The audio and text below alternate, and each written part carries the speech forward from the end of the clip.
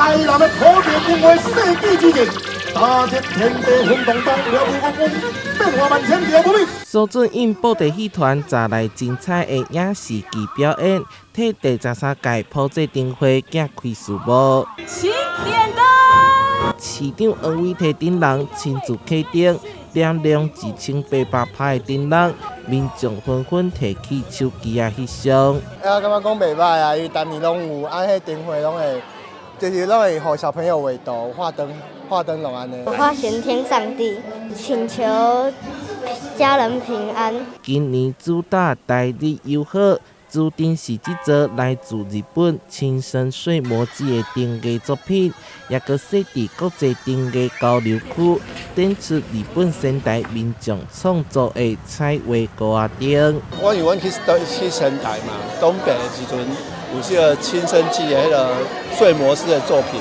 然后因为台南市的台日交流学会吼。甲我小解吼，然后我甲借着伊的作品来做我今的主题。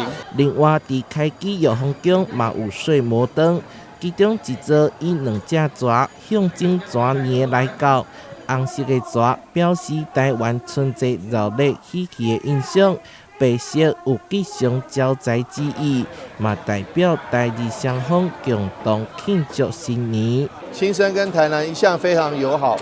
在过去疫情期间，彼此2个城市也都有互相帮忙。这次在我们的碎磨爱好会的一个协助之下啦，由我们的日本的亲生来的一个碎磨的灯具来到我们北区展览，这也是史无前例。青森含台南伫文化交流更进一步，伫启灯仪式当中，也搁互相致敬纪念品，分小金鱼高仔灯相当难得，欢迎大家把握时间前往欣赏。